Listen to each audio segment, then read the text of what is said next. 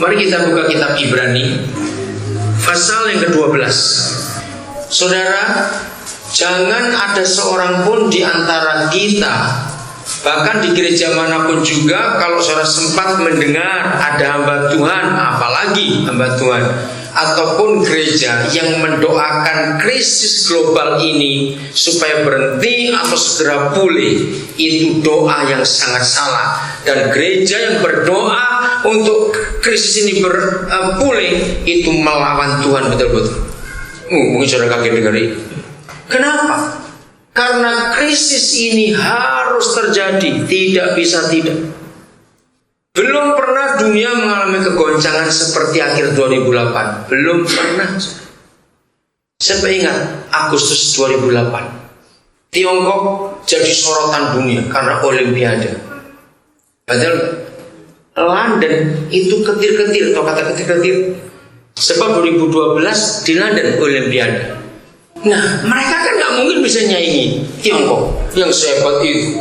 Bukan cuma spektakuler, lebih daripada itu. Agustus, saudara, nggak sampai sebulan, akhir September bulan depannya, saudara dengar ribuan pabrik langsung tutup di Tiongkok.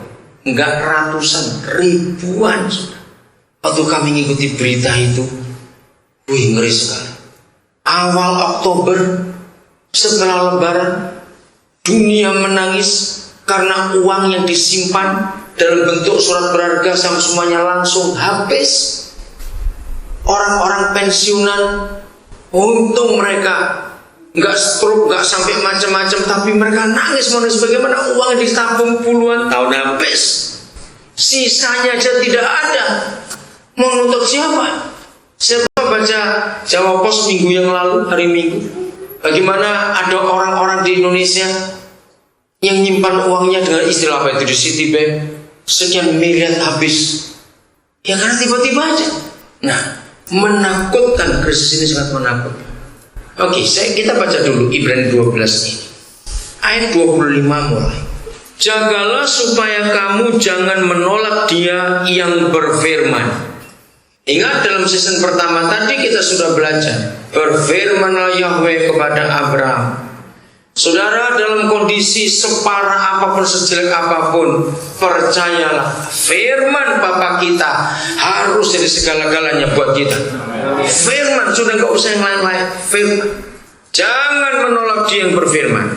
Sebab jikalau mereka yang menolak Dia yang menyampaikan firman Tuhan di bumi tidak luput, apalagi kita, jika kita berpaling dari Dia yang berbicara dari surga. Waktu itu suaranya menggoncangkan bumi. Ini cerita soal di Gunung Sinai.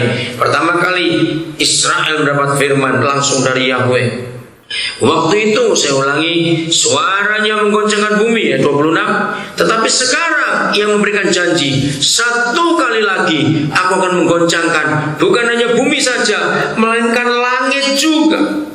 Di dalam istilah Alkitab, saudara, kata langit itu bicara sistem pemerintahan dunia, sistem ekonomi, sistem pendidikan, sistem semua itu arti kata langit.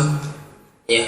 Nah, kalau ada janji bahwa yang goncang bukan cuma bumi. Kalau bumi itu goncang, maka secara alam itulah bencana alam, gempa bumi, tanah longsor, banjir, itu adalah bumi yang goncang.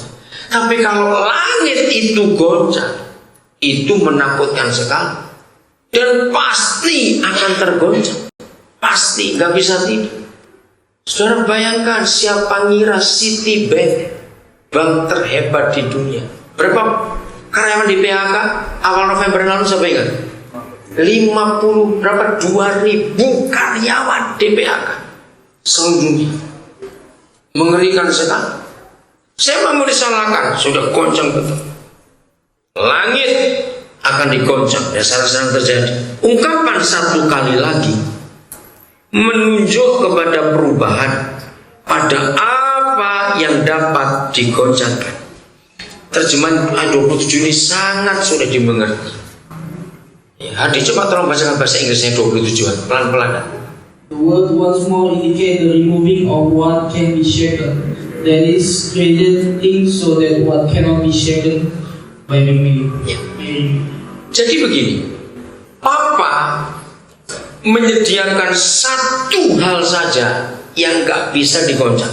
Itu ayat 27. Nah, satu yang tidak bisa digoncang itu ada di dunia ini, bercampur dengan semua sistem yang ada. Ada banyak sistem di dunia ini, saudara. Nah, yang satu itu ada di antara ribuan sistem itu. Nah, tujuan ungkapan satu kali lagi langit juga digoncang, supaya satu di antara semua yang ada di dunia ini yang bisa digoncangkan, supaya satu ini kelihatan, karena nggak bisa digoncang. Saya lanjutkan dulu 28. Jadi karena kita menerima kerajaan yang tidak tergoncangkan. Nah, ini dia. Ada sebuah sistem. Kalau Papa bicara kerajaan, itu jangan bayangkan sebuah kerajaan A, B. Enggak, memang kerajaan surga. Tapi lebih daripada itu, artinya ada sistem surga yang Papa kita buat. Itu yang gak bisa digoncang. Coba, kalau sekarang yang urusan bisnis, hari-hari ini tuh muncul terus pertanyaan. Beli emas, pegang dolar, atau pegang euro, betul nggak? Tiga itu yang diubek-ubek sama orang. Pegang euro, pegang emas, pegang dolar. Mana? Suatu malam sudah di atas jam 1, SMS saya bunyi. Tiba-tiba dari Bandung SMS. Dia bilang, saya dapat pernyataan Tuhan, harga emas akan naik, betul atau tidak? SMS masih ada sampai saya simpan. Terus saya balas, saya bukan pedagang emas. Saya guyon. Saya berkata gini, sudahlah, kalau memang itu kamu yakin dari Bapa surga, ya besok beli emas sebanyak-banyaknya. Tergantung berapa uang. Karena nggak ada yang bisa tetap di dunia ini. Orang sekarang ramai-ramai pegang euro karena kuat. Belum tentu besok akan kuat terus, kita tidak tahu. Pokoknya masa seperti ini, saudara, tidak ada satupun ahli yang bisa memprediksi. Saya mengikuti berita kira-kira akhir Oktober, akhir Oktober itu berhari-hari, saudara, seorang tokoh senior, orang tua, namanya Alan Greenspan, terus ditampilkan di berita dunia. Sebab tahun yang lalu dia itu ngomong dengan sombong sekali, tidak mungkin dolar akan begini. Di situ dalam bicara saya dengarkan dia ngomong, dia ngakui ternyata nggak ada yang bisa memprediksi. Oh, ini orang hebat. Berapa presiden dia tetap terpilih sebagai pimpinan Federal Reserve, Badan Keuangan Amerika. Jenius, orang pintar. Bingung juga melihat situasi seperti ini. Itu berhari-hari saya lihat di TV akhir Oktober itu dia dicacar. Kenapa harus bagaimana? Nah, salah satu yang diungkapkan adalah karena salah satu kesalahannya orang Amerika itu paling banyak menggunakan kartu kredit. Jadi ngutang semua, akhirnya kolaps. Alasannya begitu. Jadi gak ada yang bisa memprediksi. Maka itu dalam zaman sekarang pun orang sudah gak tahu mesti pegang apa.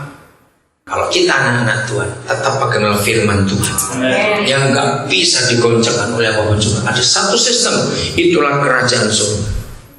Nah, saya punya ilustrasi. Bagaimana kita bisa tahu? Misalnya di sini ada ribuan botol, tapi diberitahu di antara ribuan botol, dan kebetulan sama semua bentuk botol ini. Tapi diberitahu bahwa di antara ribuan botol ini hanya ada satu botol yang diciptakan dengan bahan khusus, diciptakan secara khusus, sehingga dia tidak pernah bisa pecah, mau diapakan saja. Nah, untuk bisa tahu yang satu, dia apa ya? Bantingi semua aja yang sisanya itu. Semua dipecahin, semua dibanting, semua digoncang. Yang satu nanti yang tidak. Ngerti artinya? Jadi kegoncangan ini harus terjadi, tidak bisa tidak. Oke, kita tinggalkan dulu Ibrani 12. Ayat 29 ya. Ini penting, saya 29 saya suka sekali. Ayat 29 sudah. Sebab Tuhan kita